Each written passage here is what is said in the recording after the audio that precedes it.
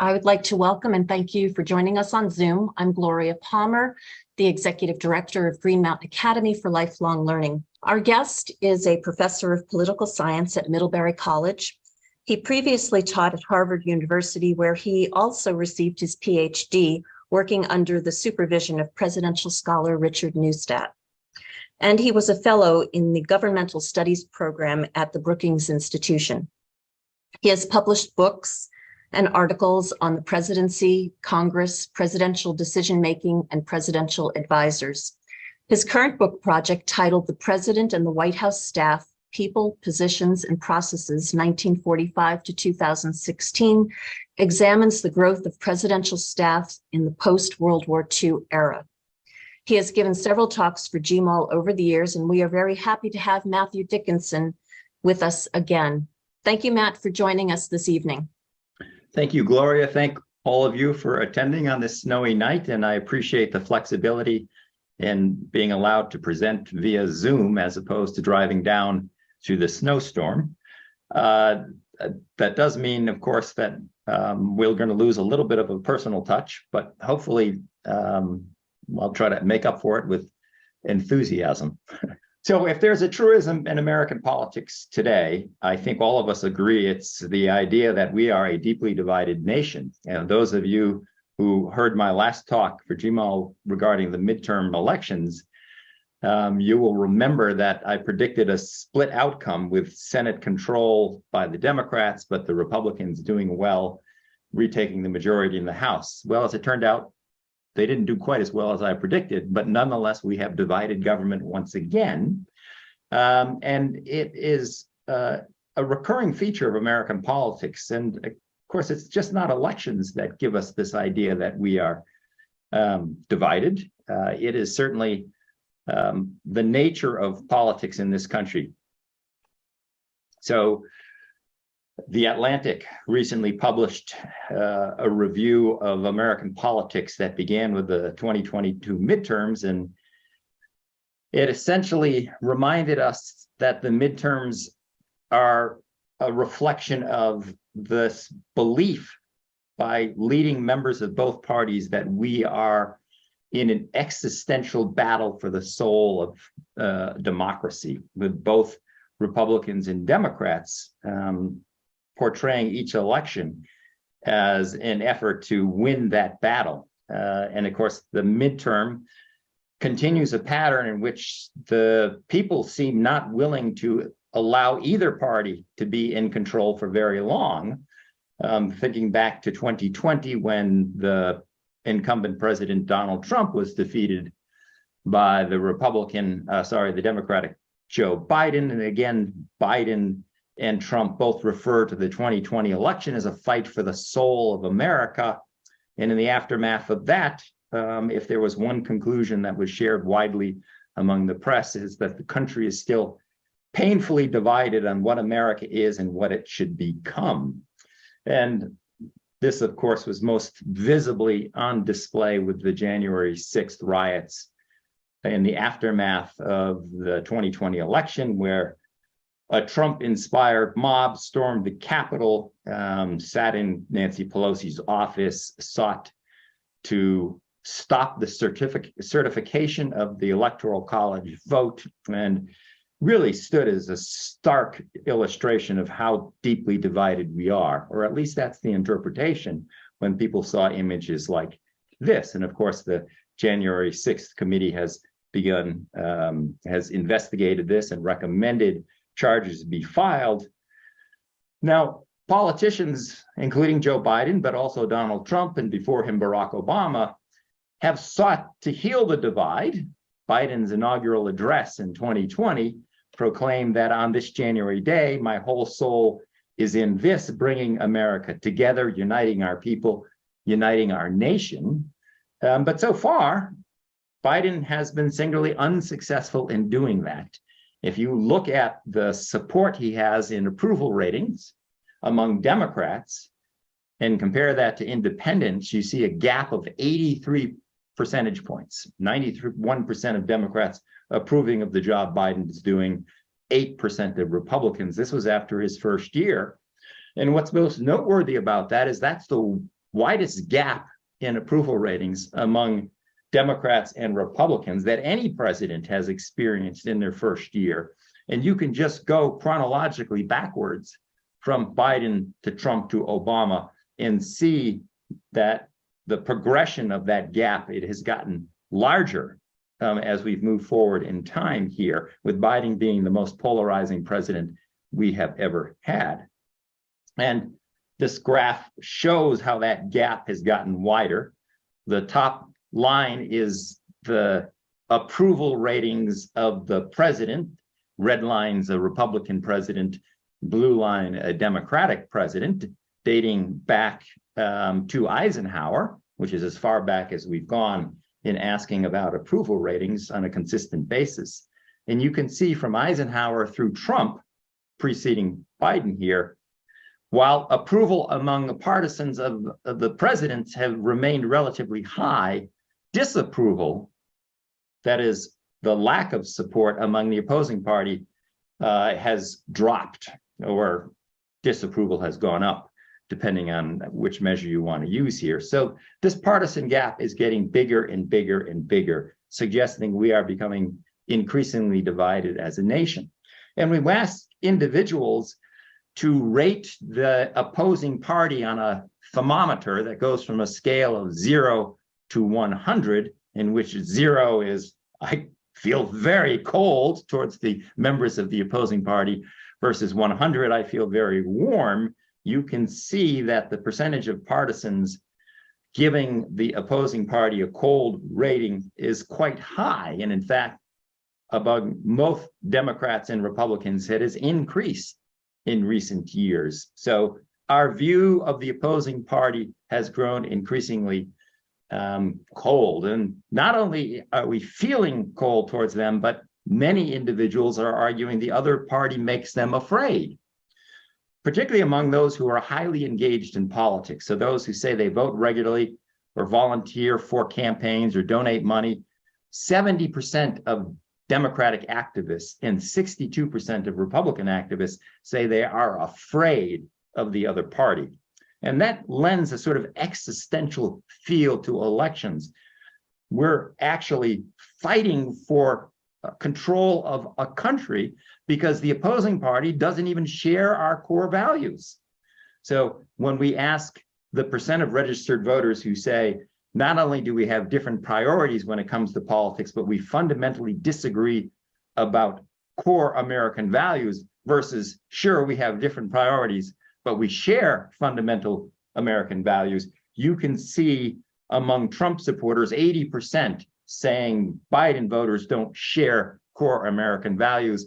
And similarly, among Biden supporters, 77% say Trump voters do not share fundamental American values. So these surveys suggest that our views of the opposing party, whether we are Democrat or Republicans, are deeply, deeply polarized. And we view the opposing party not simply as holding different partisan views or different views on issues, but fundamentally being un-American, not sharing core values of America. And this gap seems to be widening. This is a measure of partisan polarization based on a series of 10 questions. We have asked, this is Pew, has asked members of the public from 94, 2004, 2014, and you can see the median Democrat and the median Republican's placement on a ideological scale from consistently liberal to consistently conservative has widened. That median voter has moved apart in the basis of their response to these 10 questions that are measuring political values. So it may come as some surprise to you that I am going to give you a talk today that suggests that despite all that evidence, despite January 6th, despite divided government, Americans share much more in common than we think. And in fact, we are not ideologically divided. Indeed, our views on most issues overlap. That is, the views of Republicans and Democrats, at least among the rank and file voters, the mass public, overlap to a far greater degree than you might think. Indeed, most Americans view themselves as relatively moderate, ideologically speaking, although they may be voting consistently for one party or the other. The problem is we tend to lose sight of this because we have become better sorted ideologically along party lines. So what do I mean by ideologically better sorted, but not ideologically divided? I'm going to draw here on an argument made in particular by Morris Fiorina, a political scientist at Stanford University, and full disclosure, somebody who sat on my dissertation committee a few years back. We won't say how long ago. And in his book, Unstable Majorities, he tries to lay out the distinction between ideological polarization and partisan polarization, or what he prefers to call party sorting. And his fundamental claim here is that this is perhaps the most important misconception about discussions of political polarization in this country. The confusion between party sorting or partisan polarization on the one hand, and ideological polarization on the other. And his point is that most pundits, most news media, most individuals who talk about politics confuse the two in ways that really mislead us into thinking we are much more divided ideologically than we actually are. And they make us not realize that we actually have overlapping and shared ideological views. We do share common values as Americans. So let me just, at the risk of being somewhat pedantic here, let me explain the difference between ideological sorting and partisan sorting. This is what most people think has happened in the United States. Sometime in the past, let's call it time one, let's say the 1960s, we had two major parties, the Democrats and the Republicans, and also independents. And among the Democratic parties, they were predominantly liberal, but not exclusively liberal. There were some conservatives who called themselves Democrats. Think of Southern conservatives like George Wallace, or even somebody like Scoop Jackson, Henry Jackson. Similarly, in Vermont, we remember this, there were Republicans, most of whom were conservatives, but there were some liberals as well. If you think of Jim Jeffords, or Nelson Rockefeller, the so-called Rockefeller Republican, or even more recently, Jim Douglas, a relatively liberal Republican. What happened? Over time, we think those independents, those centrists disappeared, and they either moved in to the Democratic Party or they moved into the Republican Party.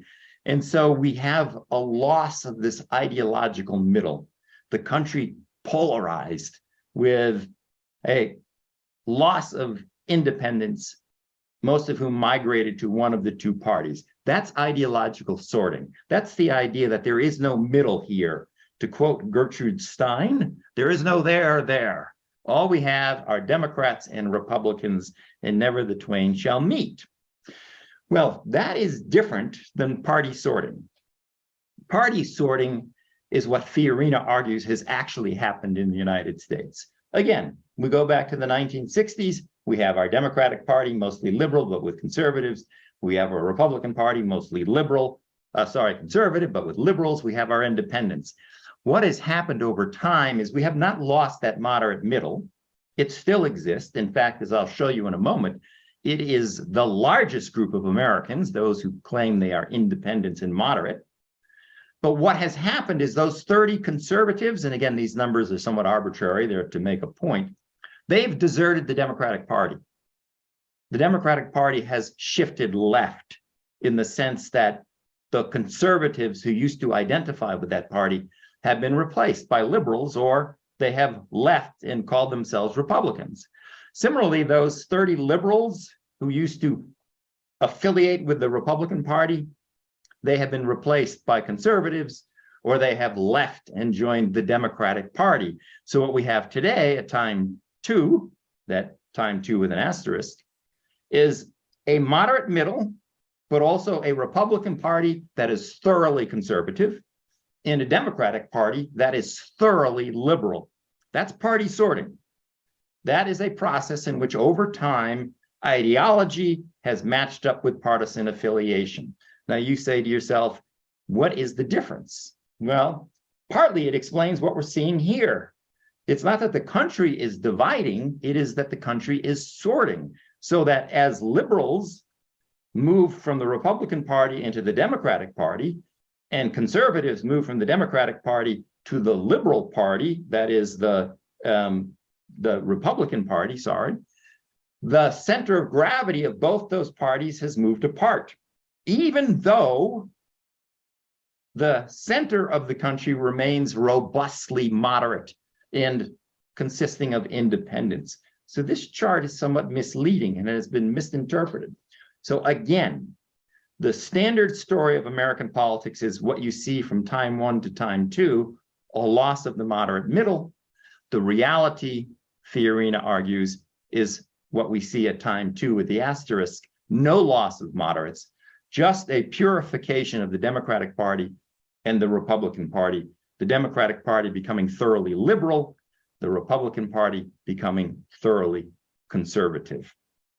Why does that matter? Well, because it tells us a different story. It says there's a whole bunch of us out there who share our perspective on politics. If only we had a party that would represent those views. How do we know this? Well, we ask individuals to place themselves on an ideological spectrum from extremely liberal to extremely conservative, with moderate, middle of the road anchoring, and we give them a don't know, I haven't really thought about it. And we've been asking people to place themselves on this since 1972. And if you look at this graph, those two green lines represent the percentage of individuals who identify as moderate, middle of the road, or say, I don't even think about myself in ideological terms. I haven't thought about it. And consistently, those are the two most prevalent responses when we ask individuals to place themselves ideologically. In contrast, the number of individuals who say, I am an extreme liberal or an extreme conservative is consistently low, typically below 5%, and has remained so. So, as you can see from this graph, there's been no polarization of Americans. There's been no decrease in the number of Americans who ideologically call themselves moderate. In fact, as we shall see, that group has grown larger over time if you ask individuals who say they don't know to actually choose where they are on this ideological spectrum. We get the same thing if we ask them, do you affiliate with the Democratic Party, the Republican Party, or something in between? Consistently, a majority or a plurality of Americans have said, we are independent, but note what's happened. Over the last decade and a half, the percentage of Americans identifying as independents has gone up. It hasn't gone smaller. It hasn't disappeared. Conversely, the number of individuals identifying as strong partisans, as members of the Democratic Party or the Republican Party, has declined. Not overwhelmingly so, but definitely has declined since the 1980s. So the picture that surveys paint here is not one of a country that is polarizing either ideologically or in terms of partisan affiliation. And yet we see these headlines: divided America, Americans more divided than ever, gridlocked over social issues, race, gender, the economy. Americans reflect on a divided nation. This doesn't feel like America. The US Capitol riot, years in the making. Here's why America is so divided. So despite the data that I showed you, there is a perception, one that is pushed by media headlines, that we in fact are a deeply divided nation. Why is that? Well, there's a couple of reasons. First, the most visible players in our political system, particularly the elected class, are ideologically divided. And they are the ones that the media pays the most attention to, and they are viewed as emblematic or representationally speaking the face of the Republican and Democratic Party. So they have sorted and they have polarized along ideological lines. Second, the most politically involved of us, those who contribute money, those who consistently vote, those who are part of the political leadership, are also ideologically deeply polarized. But far below them, the rank and file has not polarized ideologically, and it hasn't fully sorted along the lines of liberals moving to Democratic partisan affiliation and conservatives to Republicans. So what we see is a top-down process in which the most ideologically polarized are those who are also most visible in our political system. And that creates the perception that we are more polarized than we actually are.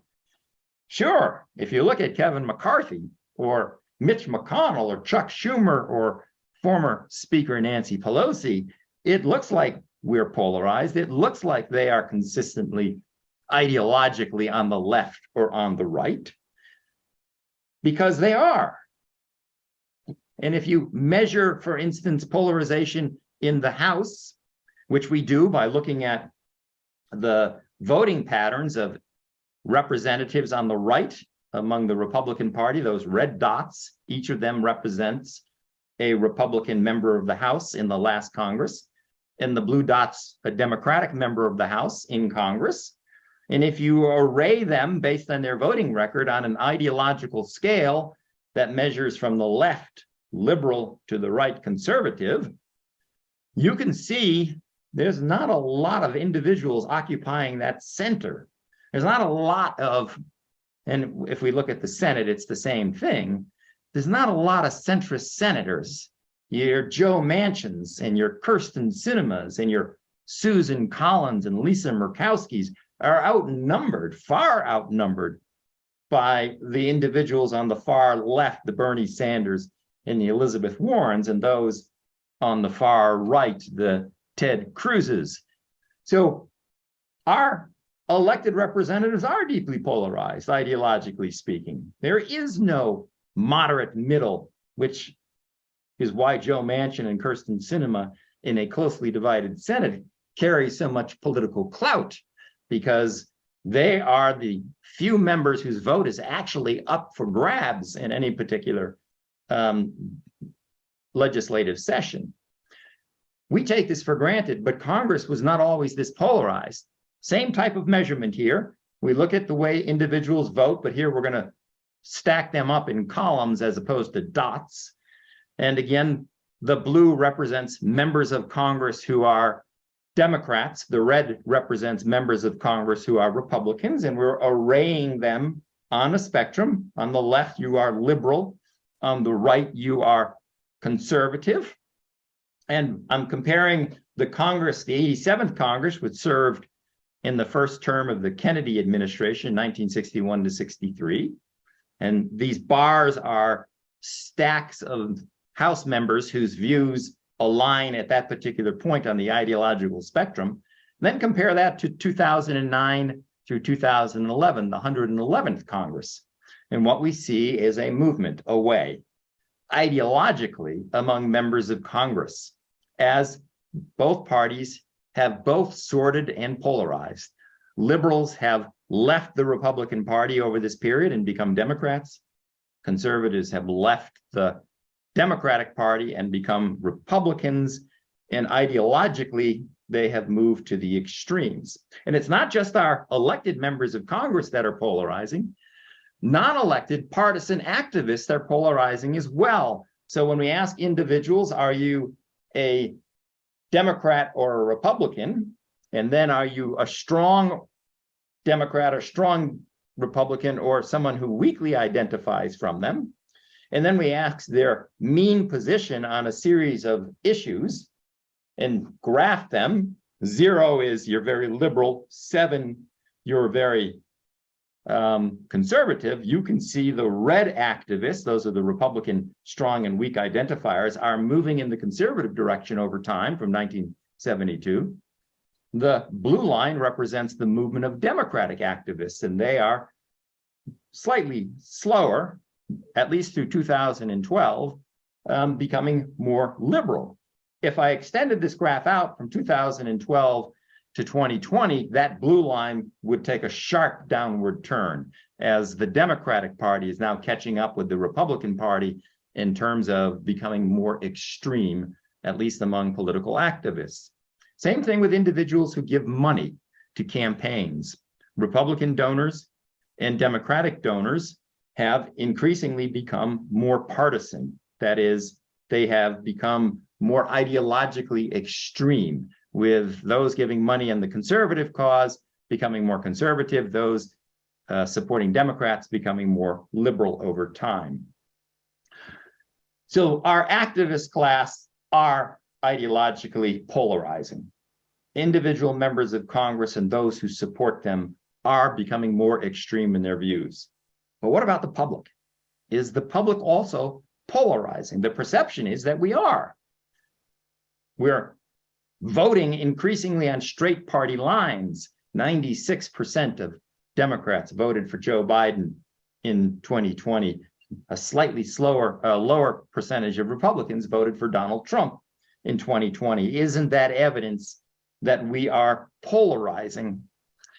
Well, part of the problem and why sorting, as opposed to ideological polarization, is so problematic is that it has contributed to something we call affective polarization.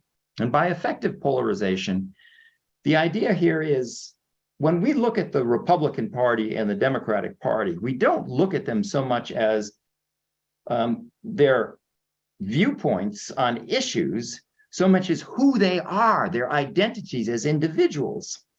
And as individuals have sorted into the Democratic Party and the Republican Party, they have not only become more uniformly liberal in the Democratic Party or conservative in the Republican Party, but their whole identities have tended to align in ways that allow us to say, if you call yourself a Republican, I know things about you that are different than if you called yourself a Democrat. What do I know? If you're a Democrat, you're more likely, probably, to be a woman. You're more likely to be a voter of color. You're more likely to live in an urban area. You're more likely to support certain issues than are Republicans. This is called affective polarization.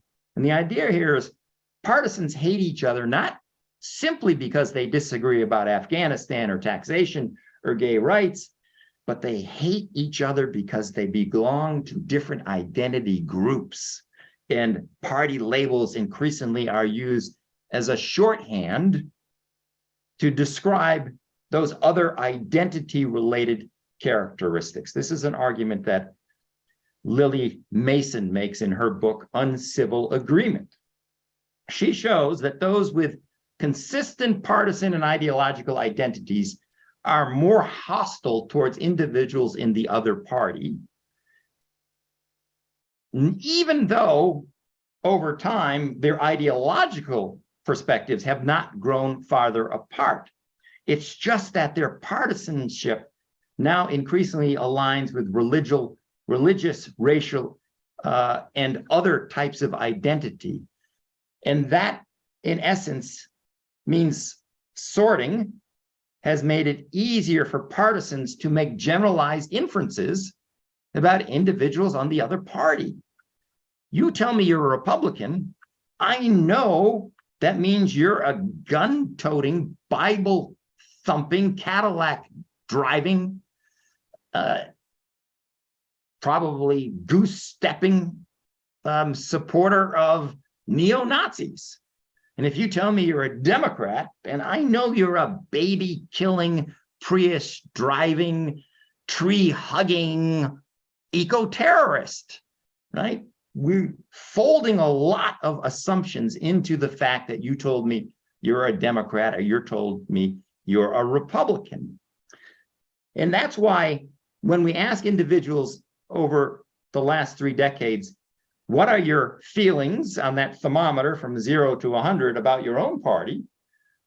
Those feelings consistently are relatively positive.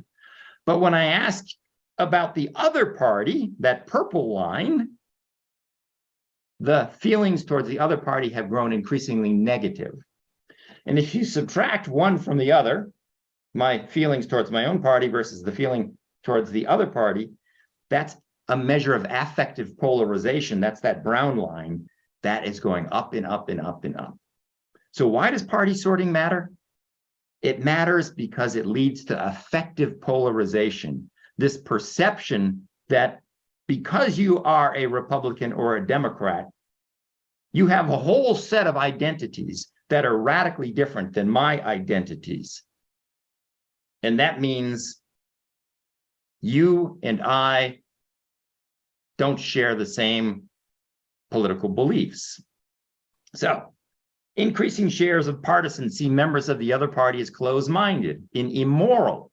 The percent here, the graphs are moving from just recently now, 2016 to 2019. We ask individuals, do you believe members of the other party are a lot or somewhat more closed-minded, somewhat more immoral, somewhat more lazy, or unintelligent compared to other Americans? And you can see among both Republicans and Democrats an increase in the proportion of individuals who are willing to say members of the other party are more closed-minded or immoral or lazy or unintelligent compared to other Americans. This is affective polarization driven by partisan sorting. Let me put it another way, quoting Fiorina.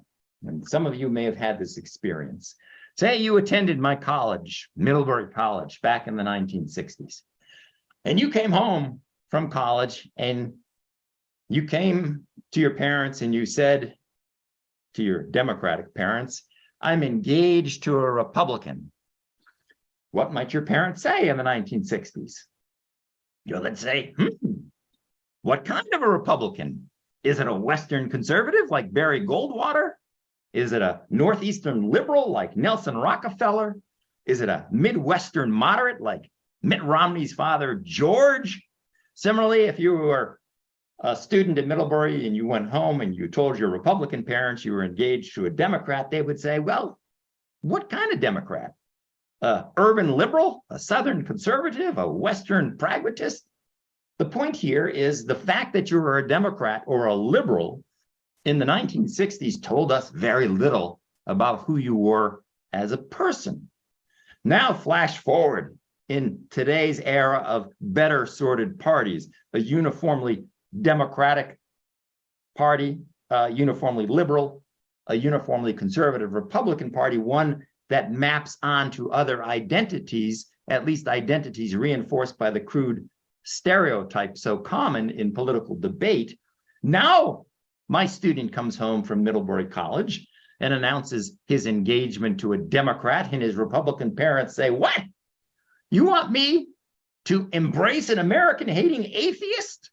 Or similarly, the Democratic parents, when hearing their child is engaged to a Republican, saying, what? We're supposed to welcome an evolution-denying homophobe into our family? The point is, parties have sorted in ways that have contributed to this effective partisan polarization. That is, we use party as a shorthand to make assumptions about others, individuals' identities, right?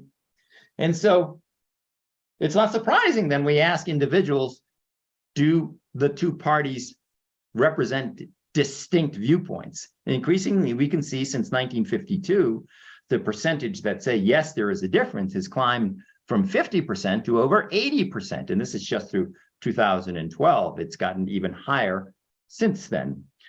And if the parties are different, then elections matter more too. And so the percentage of Americans who increasingly care about the outcome of a presidential election is going up.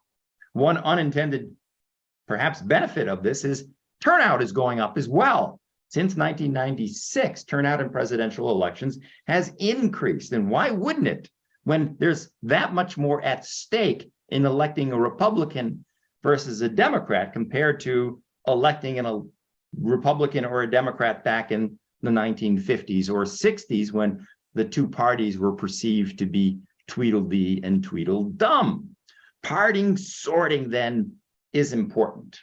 Even though we are not more ideologically divided, there is a whole bunch of us still in the middle. The fact that the two parties and the candidates who represent them are increasingly representing the left and the right makes us believe we are more divided than we actually are. We mistake our elected representatives and the political activists as accurately representing the views of most Americans, when in fact they do not. How do we know this? We ask Americans their views on a number of issues. So, do you, for instance, support increased government spending on services? Do you support government sponsorship for a nationwide health insurance system? Do you believe we ought to increase aid to minorities? Do you favor increased military spending? Is it the government's job to provide employment? And we ask individuals to place themselves on a scale from 1 to 7. Again, 1 being typically the liberal perspective, 7 the conservative perspective. And consistently, most Americans place themselves in the middle, saying, I want some military spending, but not as much as the conservatives want, but more than what the liberals want. I do believe in aid to minorities, perhaps not as much as liberals want, but more than conservatives. Note, many people say, I really don't know. I haven't thought about it. And those answers are being recoded here as in the middle as well. So most Americans are centrists in the sense that if they've thought about issues, they generally think about them in terms of a moderate perspective, or they haven't thought about them really at all.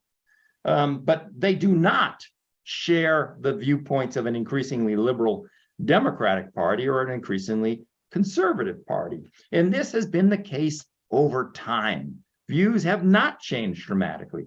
So when we ask the same set of questions dating back to 1982, and again, the responses here range from 1 to 7.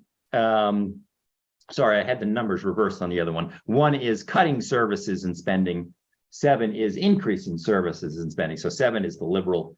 1 here is the conservative.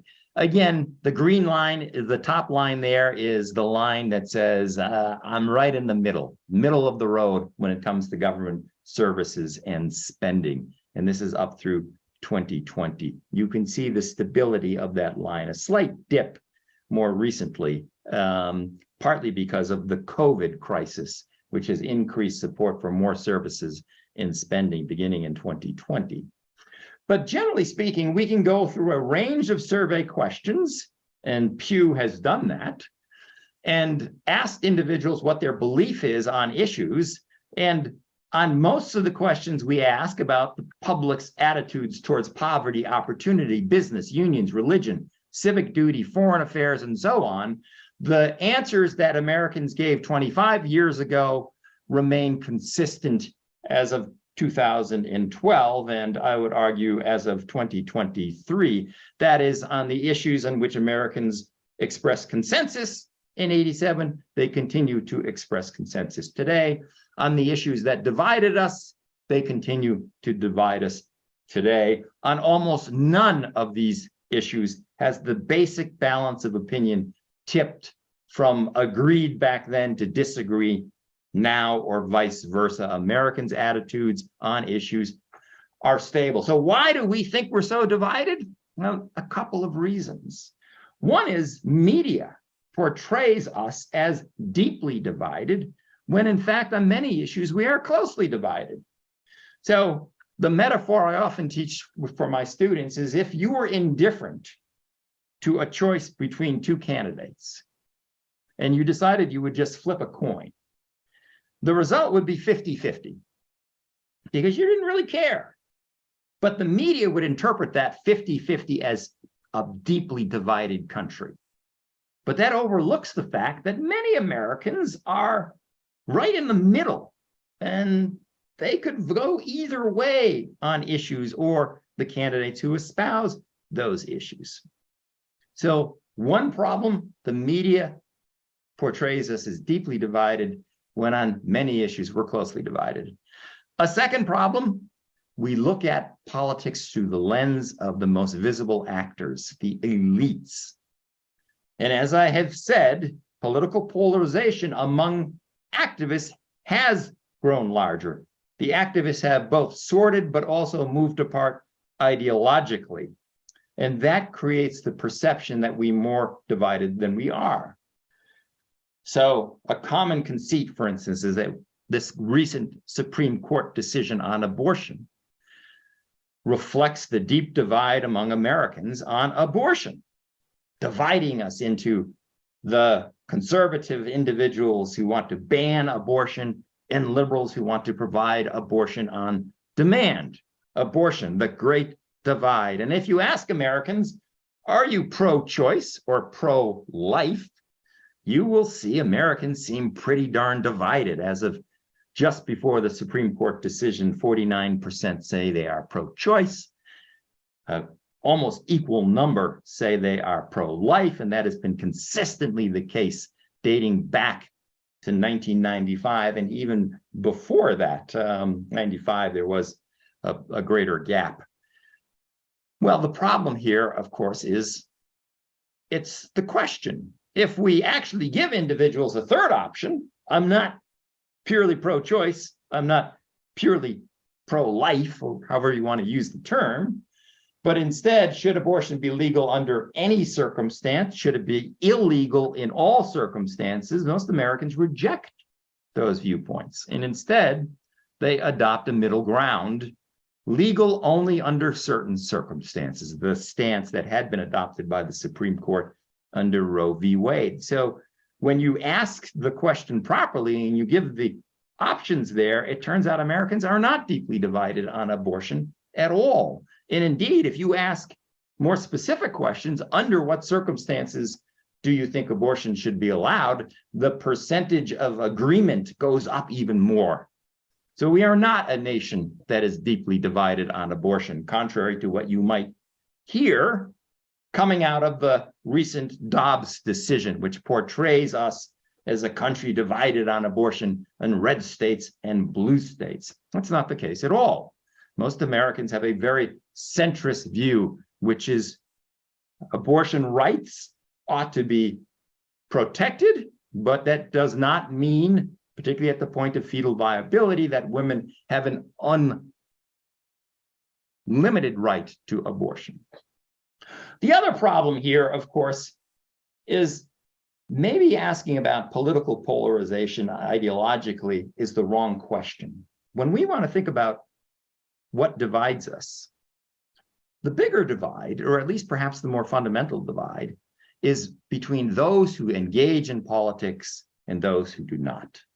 And that's the argument made by Yana Krupnikov and John Barry Ryan in their very good book, The Other Divide.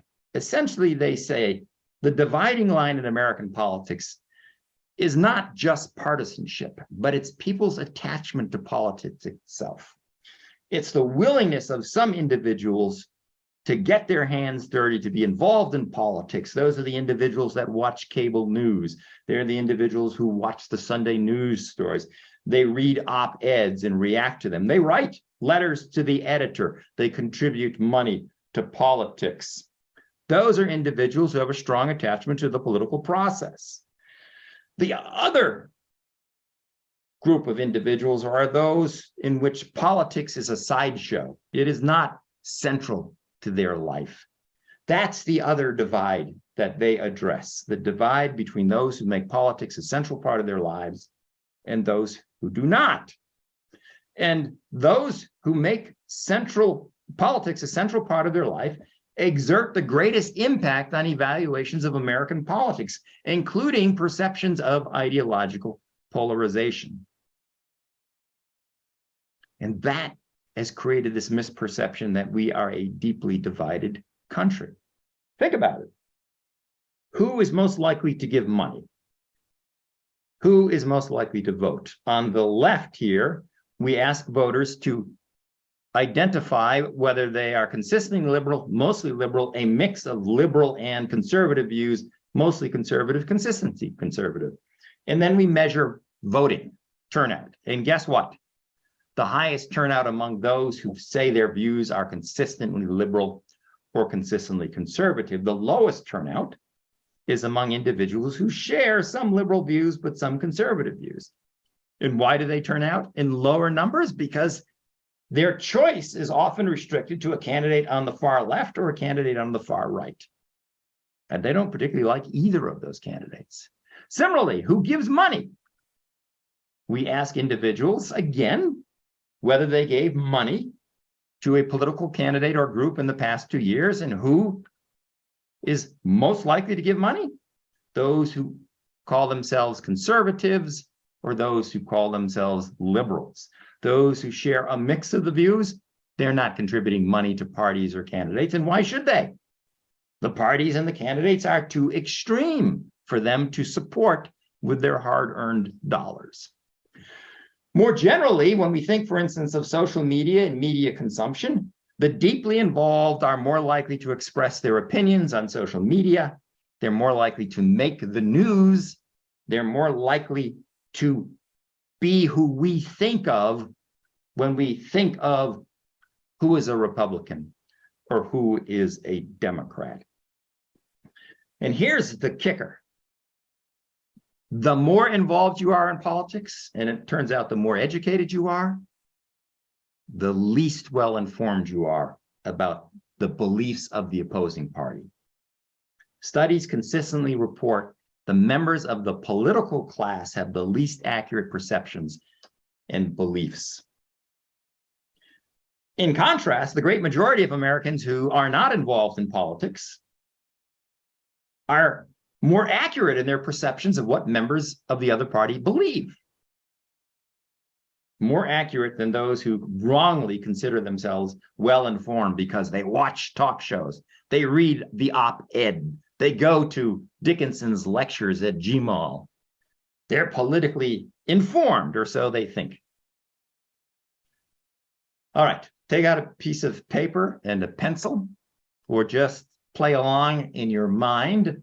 I'm going to show you a survey from a group that has asked a series of questions, and based on that has divided America into what they call tribes, 7 different groups. And we can play this game depending on the questions asked or not.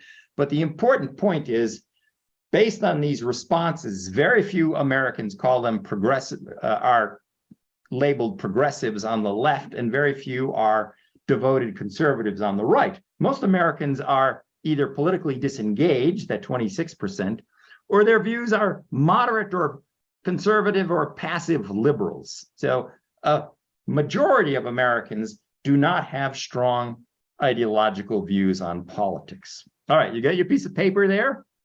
I'm going to ask you a series of questions. For the sake of time, I'm going to only ask questions regarding Republicans' views. I'm assuming we're in Vermont. Most of you identify as Democrats. And if you don't, I apologize. Now, move back to 2019. This is an actual survey. All I want you to write down is the percentage of Republicans who you think agree with the following statements. Keeping in mind, if we change the wording, the percentage would differ, but that's not the point here. The point here is you are being asked what you think Republicans think about these 7 questions. So, what percentage of Republicans would agree that properly controlled immigration can be good for America? What percentage? From 0 to 100. Write it down. What percentage of Republicans in 2019 would agree that racism still exists in America? What percentage would agree that many Muslims are good Americans? What percentage would agree that sexism still exists in America?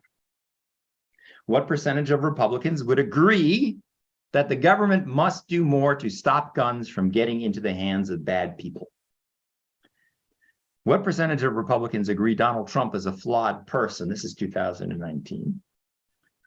And finally, what percentage of Republicans would agree that people are right to be concerned about how climate change might affect us? Got your answers? Now, I've typically started these talks by presenting this set of questions before I've gone through anything, but I'm giving you people a fighting chance here to get this right. All right, here's the responses among actual Republicans to these same questions on the left. So 85% of Republicans agree properly controlled immigration is good for America. 79% of Republicans say racism still exists in America. 70% say Muslims are good Americans. 66% sexism still exists. 65% the government should do more to stop guns getting into the hands of bad people. Only 48% say Donald Trump is a flawed person, and 46% say people are right to be concerned about how climate change might affect us. Now, before you kick yourself for underestimating the Republicans' response on all these categories, and I suspect most of you did, although not nearly as much as if I had led my talk with this, note that Democrats, when asked the percentage of Republicans who would agree with these, are woefully off. So the second column is what Democrats predicted would be the number of Republicans who agree with these statements. And next to that is the perception gap. And you can see the perception gap ranges from 33% over properly controlled immigration all the way to almost getting it accurate on Trump and climate change. Now, note, we asked a similar number of independents to make these estimates, and guess what? The independents did a far better job. Typically, in every one of these columns, coming closer to the actual views of Republicans. And I could push this and measure the Republicans' efforts to assess Democrats, and the same thing would happen. Republicans are woefully inaccurate when they ask, for instance, what percentage of Democrats believe most police are bad people? It's actually only 15% of Democrats. 85% disagree with that statement. I am proud to be an American, though I acknowledge my country's flaws. Republicans say, oh, 54% of Democrats would agree with that. Actually, it's 82%, and so on and so forth. And again, if we ask independents the same thing about Democratic views, they are much more accurate in assessing Democratic views than are Republicans. Interestingly enough, the more partisan you are, both among Democrats and among Republicans, the greater your perception gap. So what we're measuring here, based on those survey responses, we ask Democrats, how partisan are you? We measure partisanship. And the more partisan you are, the worse you were in identifying Republican responses to these questions. Same with the Republicans. The more partisan the Republicans were, the greater the perception gap. So the more politically active, the more partisan you are, the least informed, the less informed you are about the views of the opposing party. We have a country being run by two political sets of elites, each of whom actually don't know very much about the beliefs of the opposing party. And that relationship, that perception gap, grows the more you follow current events. So the perception gap among those who hardly pay any attention to politics is less than 10%. Whereas those who follow the news most of the time, the gap goes up to close to 30% gap. The more you follow the news, the less informed you are, at least about the views of political parties and members in that. The more you follow the political news, the less informed you are. So the point they're making, Krupnikov here, is that the fundamental divide in American politics is not necessarily between Republicans and Democrats. It's between those who make politics central to their lives and those who do not. And most Americans do not make politics central to their lives. They have better things to do than watch Tucker Carlson or Rachel Maddow. They have better things to do than read the op-ed page of the New York Times or the Washington Post. They're certainly not giving money to candidates. All right, let me sum up and open this up for questions and let Gloria moderate here. Below the elite level, the political class, Americans are not polarized along ideological lines. In fact, most Americans are moderate centrists who share a core set of policy beliefs. Americans are better sorted to the degree that they are ideologically to the left or the right. That alignment is increasingly matching up with the Democrats, if you're leaning liberal, or conservative, leaning with Republicans. But the majority of Americans, or a strong plurality, are not identifying as Democrat or Republican in any case. They are, in fact, increasingly identifying independents. And even among Democrats and Republicans, if you ask them their views on issues below the elite level, Republicans and Democrats are closely divided. There's much more overlap in their views than you would think if you just focused on the elite members of those parties. So what is the big divide in the United States? If it's not a divide ideologically, it's between those who are politically active and those who are not. Because the politically active elites are polarized, and they are the most visible, and they are the focus of media coverage, we tend to assume they represent the views of their broader party. But in fact, they do not represent their views at all. All right. Gloria, I should probably stop sharing. Yes, yes. So thank you for that. Let's see, we do have a question or a comment. What media outlets do you consider most unbiased? Great question. So I often caution my students that the key here is, I'm not arguing you should stop reading the New York Times or the Washington Post, because they have resources that are lacking in most news outlets in terms of their ability to provide accurate information. But the stories they choose to cover and the way they frame it is driven by the political class. That's frankly how they make their money. Donald Trump was a boon to the New York Times because it allowed the Times to say they're speaking truth to power, and they catered to an audience that was largely Democratic. That's who reads the New York Times. So what I'm encouraging you to do is to read with skepticism, understand the motives that lead the political class to say what they say about the opposing party. I don't know if there's an unbiased source. I mean, you could read the US News, USA Today, all the news that's fit in a pie chart, or you might, I think the Christian Science Monitor, I'm not necessarily saying you should read their homilies, although you can do that too, but I think they're really very good. But here's the problem. They're having trouble staying afloat because the people who pay most attention to the news are people on the left and the right. And so the Christian Science Monitor is now down to, I think, publishing a couple times a week. So I've given up hope that we can, on TV, they've started a new station. If you'll recall that Chris Cuomo, was it Chris, who was kicked off the news? He's now gravitated to a new cable news station that's supposed to be centrist. I haven't watched it yet. The problem is a lot of these news outlets don't do well if they don't adopt a sharply partisan stance. So I've backed away from saying looking to the most neutral news outlets out there. If you force me to choose, I'd say, yeah, the Christian Science Monitor, particularly in their foreign policy, is really good.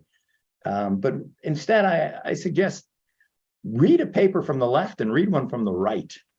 And that will sort of give you a sense of what the two are saying about each other. But read both with skepticism, right? Because their job is only partly to inform you. It's also partly to cater to the ideological biases of the political class that reads them. Okay, another question. What has led to the better sorting Are children less likely to continue to identify as members of their parents' party, even though they don't identify with the party's platform? So a couple of questions there. So the first one, what has led to better sorting? I think there's a myriad factors that have influenced politics. And I'll just sort of lay them out here without necessarily saying this is the most important factor, second most. One is that issues that were formerly not part of political debate are now part of the political debate. And many of these issues deal with non-material goods. It's one thing when we're in the 50s debating tax policy or tariff policy, because you can always divide between the two. But when you start debating same-sex marriage or abortion rights or a variety of other issues, and even material issues like the environment are often debated in terms of rights. When individuals who are addressing these issues view them as rights, it makes it really hard to compromise, right? Your right to control your reproduction clashes with that unborn child's right to live. Well, how do you divide between those two? And with that, I think we've increasingly attracted candidates who are just more extreme in their views. That's why they get into politics. I think also campaign finance. We made a big mistake when I say this somewhat facetiously in order to get a rise out of you, when we banned the ability of corporations to spend huge amounts of money on behalf of candidates. Now candidates have to grovel behind these ideological activists for small donations. You know, Bernie Sanders, give me $27. Because we know these small donors are incredibly extreme in their viewpoints. So our campaign finance system, I think, reinforces this. I think there's a lot of different factors. Social media has allowed us to self-select much more with whom we interact. And all of these, I think, have contributed to two things going on. The parties sorting better ideologically, and a vast majority of Americans becoming disillusioned with politics and just saying a pox on both your parties.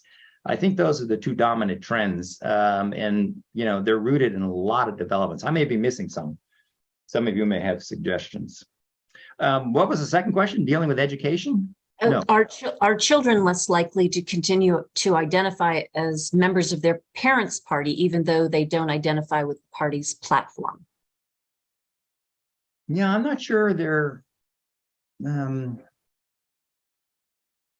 I don't think the data is conclusive on that yet.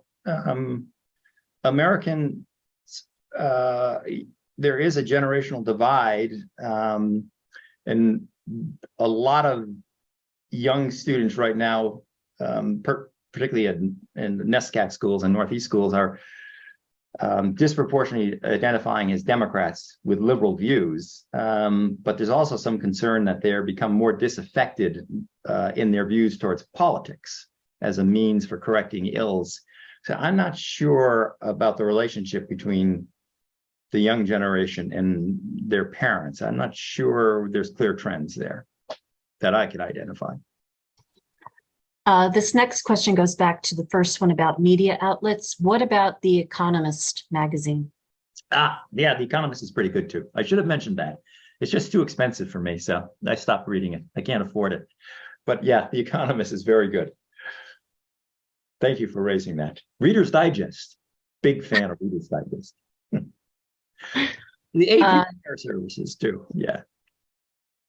Another question, would ranked choice voting be a way to make perceptions of polarization more accurate? Yeah, so those of you who aren't familiar with ranked choice voting, it is a reform that has gained popularity in recent years as a way of allowing individuals to express the intensity of their support for candidates. And the idea simply, there's different permutations, but when you vote, rather than simply voting for one candidate. You vote for multiple candidates, but you rank them.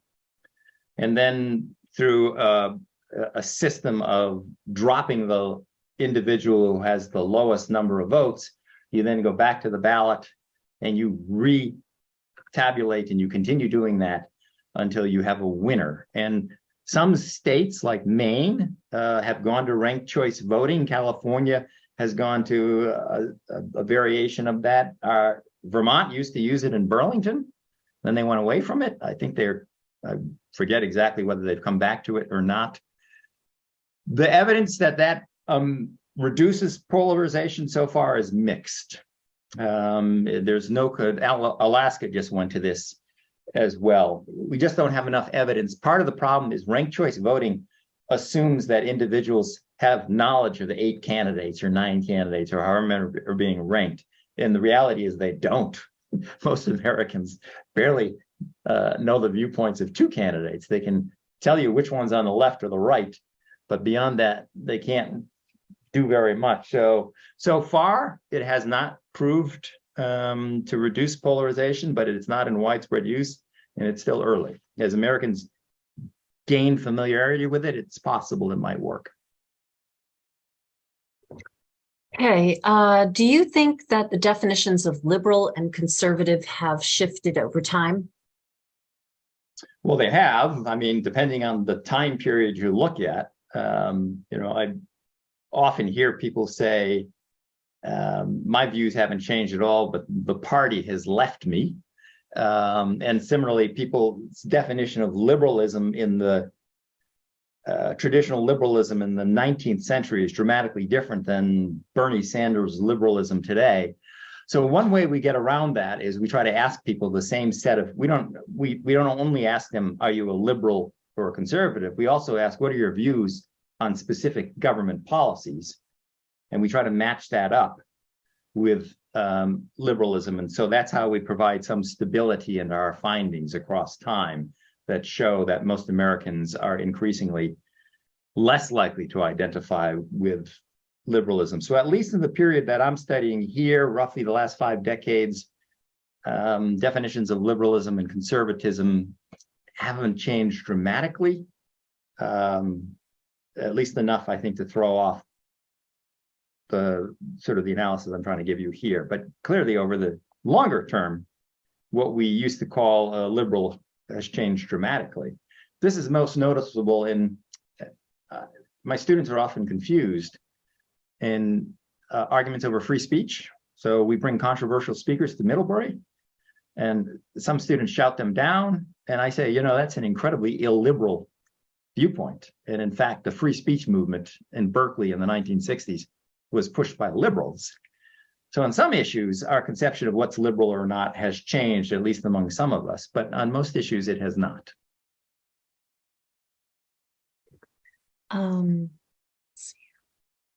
Has the liberal bias of college professors contributed to the liberal bias of college students? What? Liberal bias? College professors? I've never heard of such a thing. We are completely neutral. We're as non-biased as anybody can be. I resent that accusation. Obviously, it depends on the college, but study after study has shown that at most institutions of higher education, the faculty lean left. But the degree to which that is contributing to polarization really differs. I mean, the fact that my professor is a raging communist probably doesn't affect how she teaches math or science. It's really in those areas like politics and sociology where we've seen the biggest impact. And yeah, in those areas, I do think there has been a potentially worrisome trend in which some views are viewed as probably not views that would be discussed openly on campus to the degree that they were 40 years ago. The biggest worry is that students coming out of these institutions, and I don't want to overstate this, because there's a lot of good professors who lean left, who are very scrupulous about not inculcating their views in their students. But I do think that a lot of students coming out of these institutes of higher education are going into areas like the New York Times, into corporate boardrooms, and you can see, for better or for worse, and I'll leave it to you to decide what that is, that the sense of what is acceptable to discuss, or the viewpoints that are acceptable, they are carrying that with them from college into those corporate boardrooms, into, you know, the editorial rooms of the New York Times. And so you talked to long timers who have worked in the Times, and, you know, many of them have left because they argue they've either been forced out or there's just not a diversity of opinion there. How prevalent is that? How much has to do with secondary education? I'm not sure. I worry about it as somebody who is involved in teaching politics to the next generation. I think most students want to hear a variety of perspectives, but like politics more generally, the loudest voices on campuses often are the ones that drown out the more moderate voices of students who want to see this spectrum. And students, like all of us, don't want to be ostracized for their views. They don't want to be held up as, you know, paragons of what's wrong. And so they just sort of withdraw. I do worry about that problem happening, but how persistent, how widespread it is, I'm hesitant to extrapolate from the very real fact that faculty in certain areas are increasingly left-leaning to, is that meaning our students aren't being taught properly in colleges? I'm not sure.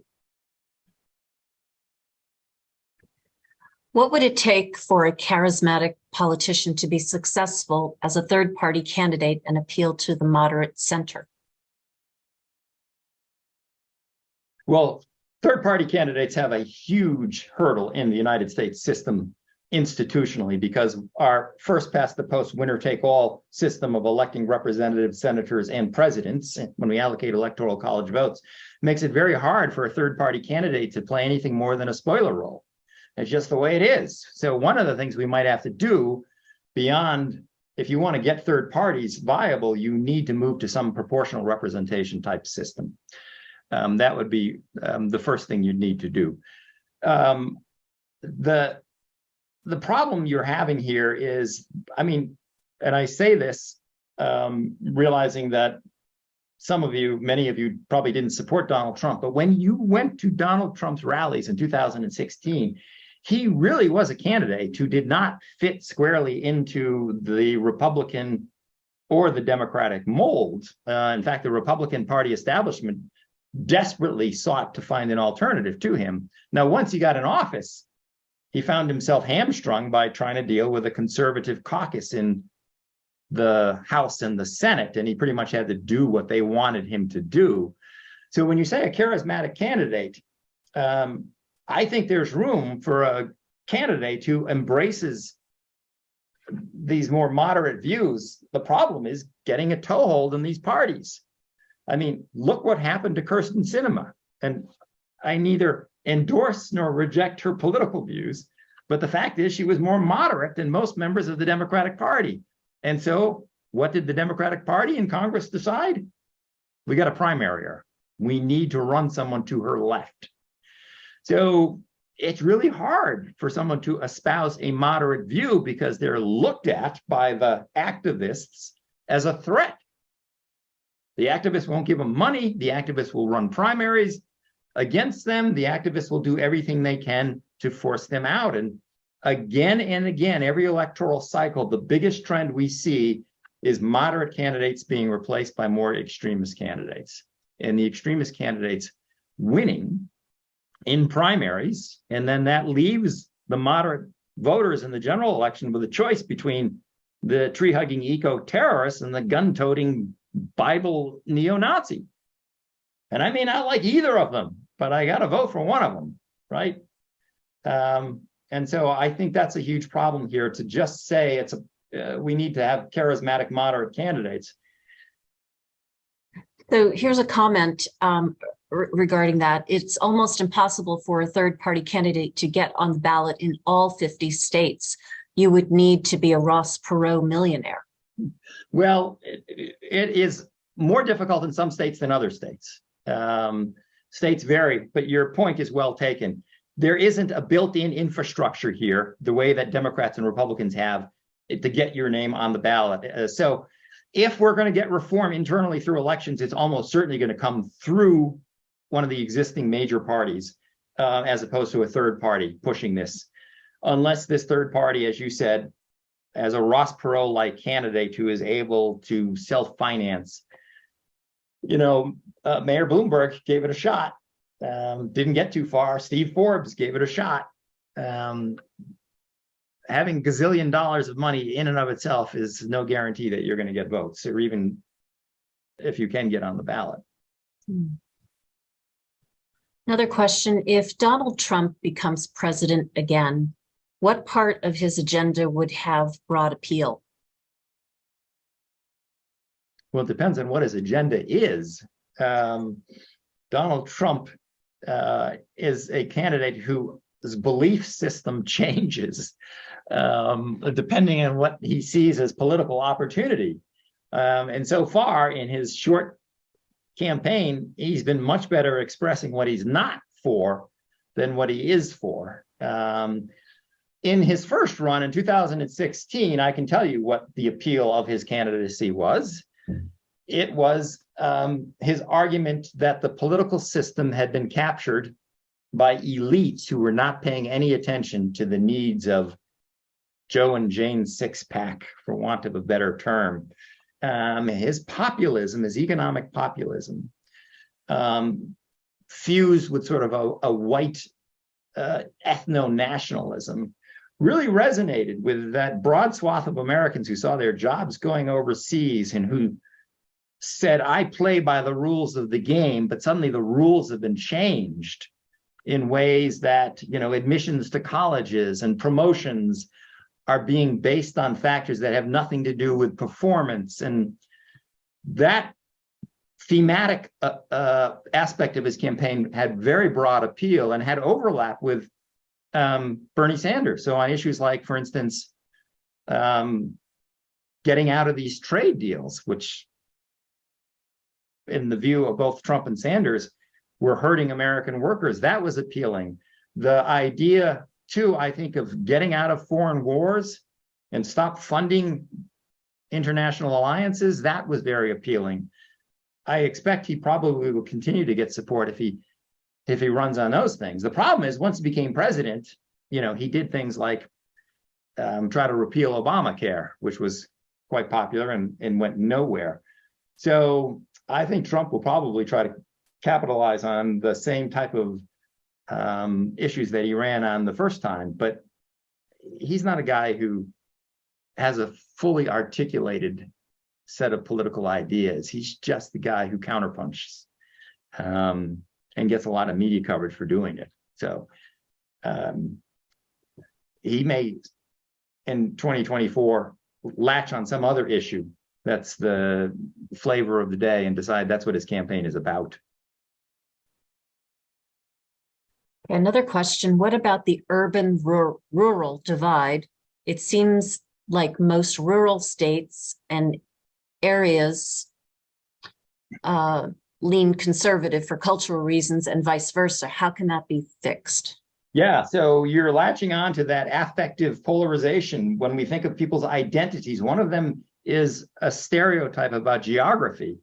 And like many stereotypes, there's some reality there. When you look at voting patterns, the Republican Party's support is largely centered in rural areas, Democrats in urban areas, and then you have the suburbs up for grabs there where the independents are flipping back and forth.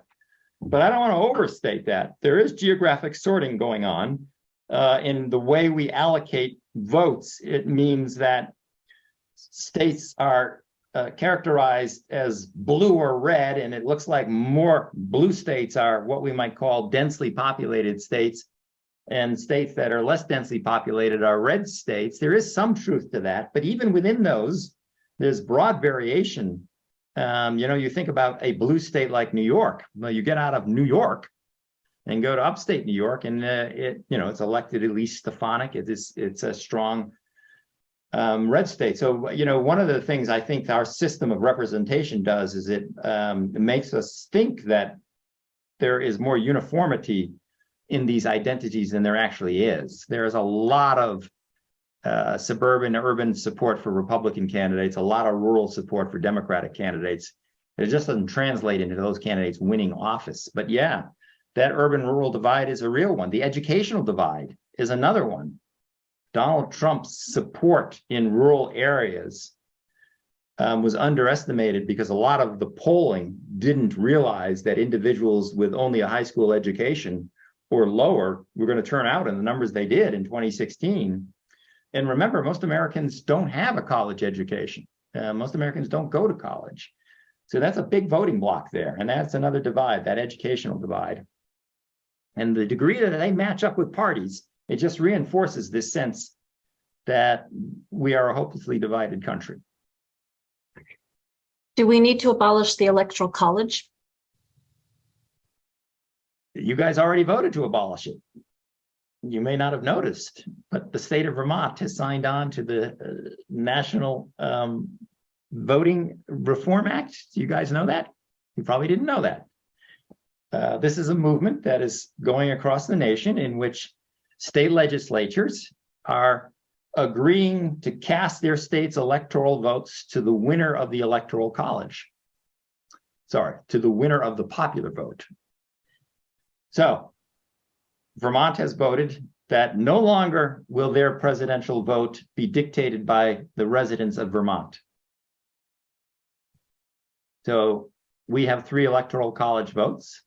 If in 2024, Donald Trump wins the popular vote, but Joe Biden wins Vermont, all of Vermont's votes are going to go to Donald Trump, even though Vermonters voted for Joe Biden. Your legislature has agreed to do that. Now, this does not go into effect until we have enough states whose electoral college votes total one more than half. So you need 538. There's 538 total. You need to get 269. Once enough states agree to this plan, we have done away with the Electoral College, and we will elect presidents by the popular vote. So, is that a good thing? Is that not a good thing? What worries me is nobody seems to realize it's happening. We're not having a debate about the Electoral College. We're just individual states are piecemeal. Now, most of the states who've opted for this are what we call blue states. They're Democratic legislators, but they're in for a rude surprise if Republicans suddenly start winning the popular vote. So, question about that, but doesn't the Electoral College serve to give a voice to small states like Vermont? There are a lot of arguments in favor of the Electoral College. That is one of them. The Electoral College the debate over the Electoral College is really a debate about federalism. Do you think states as states deserve representation as they do in the Senate, for instance? Are there interests that are specific to states so that we want to maintain federalism? The Electoral College is based on the notion of federalism.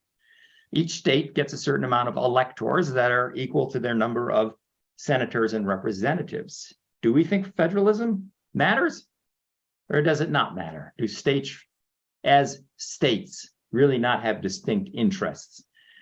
If you don't think states matter, then get rid of the Electoral College, go to a popular vote. You probably have to have a runoff system so that we don't splinter our vote among 40 candidates. And the president is the guy who gets 12% of the vote or something. So you're probably going to need another mechanism. But that's really what the debate over the Electoral College is. It's a debate over whether federalism is still a viable political doctrine. Okay, I got 2 more questions here. Does the promotion of identity politics contribute to the political divide? Depends on how you identify identity politics, how you define it. In the general sense of the word, are you meaning, identity politics based on wealth, based on race, based on geography, based on what? I mean, one of the issues I think that is troubling American politics is so many of those different identities seem to line up with one political party or the other in a way that allows us to exaggerate what the party stands for. But when you think about things like racial identity, and I have given this talk many times, a number of years ago, there was an argument made that the changing demographic breakdown of Americans favored the Democratic Party because the Democratic Party was the party of minority voters. And as the size of the Hispanic voting bloc and the African American voting bloc and the non-white voting bloc grows larger and larger, it's going to become a majority of voters. And that means demographically, the Democratic Party will be the majority party. Well, that was predicted 20 decades ago, and it hasn't come true. And the reason it hasn't come true is because the variation within these identities is greater than the variation across identities. Think about Hispanics. We, at Middlebury College, we lump a lot of voters as voters of color, but it is really a misleading title because the Hispanic vote is actually, under Donald Trump, trended Republican. So that in 2020, Trump, and again, the majority, I should be clear here, the plurality of Hispanics still vote Democrat, and an overwhelming number of African Americans vote Democrat, but those numbers began receding under Trump. More generally, Americans are easily identified by race or ethnicity anymore. There's a lot of intermarriage going on here, and it's not captured by the Census Bureau. We know, for instance, look at Ted Cruz. Ted Cruz's kids will be considered Latino, and their kids will be considered Latino. Have you ever seen Ted Cruz's kids? His wife is like Irish Catholic or something. It's a function of the census categorization does not reflect the reality in American lives. You know, these racial identities are becoming more fluid, not less fluid. So, you know, when you ask me, does identity contribute to the polarization of America? Well, you got to tell me, what identity are you looking at? Some of them are actually working to bridge these divides if we actually understand what's going on. So yeah, in one way, the degree to which we perceive identity as matching up with partisanship contributes to the perception of polarization, but the reality is much different. A lot of these identities are much more fluid than our political punditry class would have us believe. We're getting lots of good questions here still coming in, but we're at 7 o'clock. Nowhere, Gloria, you can have them stay. Yes, yes. So here's another one. Young people are more liberal than older people. Does this mean that the average voter will become more liberal over time, or do people become more conservative as they age? What happens is there is this belief that people become more conservative as they're more invested. You know, my views on redistributing the wealth change dramatically when it's my wealth and I'm paying taxes and so on. There's some truth to that, but what really happens is the candidates and the parties change. So, you know, I've said this before, a lot of people who used to consider themselves Democrats no longer align with the Democratic Party because the center of gravity moved left. Same with the Republican Party. So I do think there is a voting bloc that is coming into politics, socializing right now, that leans liberal, and they will continue to lean liberal on issues as they work their way through demographically. We know that's true, but the reality is, which party is the liberal party and on which issues can change dramatically over the course of their lifetime. So it's not like this party, this generation X or whatever they are, Generation Z or Generation Dud, whatever their generation moniker is, I never can keep track. They're not always going to vote Democrat, even though they lean Democrat now, because the Democratic Party and its candidates might change. Do you think Joe Biden will run again? Now we're getting into the realm of speculation. I have no political science that I can throw at you to answer that question. These guys are politically ambitious people. That's why they have been in politics. I think that you go down in history as a good president only if you win re-election. Our worst presidents were presidents who were one-term presidents or perceived as worst presidents. So I think everything leans towards him running unless physically he thinks he cannot do it, or physically somebody whose ear he has tells him he cannot do it. I think he's running. And with that, I think we'll end. I want to thank you very much again for a great presentation. And I want to thank the audience for really great questions and for joining us here tonight. And I am, Gloria, very curious how many of you underestimated the Republicans, your assessment of the percent of Republicans who agreed with those statements. Can you raise your, those who I can see, all of them raise their hands. Yes, let that be a warning to us. We think we're more polarized than we actually are. And that's what I hope, Gloria, is, yes, raise your hands using the hand thing. Gloria, the lesson I hope is an uplifting lesson from this talk. Yes. It's not a downer, it's uplifting. We are a country that shares a consensus. If only the media would let us know that. Great. All right. Well, thank you, everyone. Thank you, Matt. And everyone have a good night. Thank you. Good night.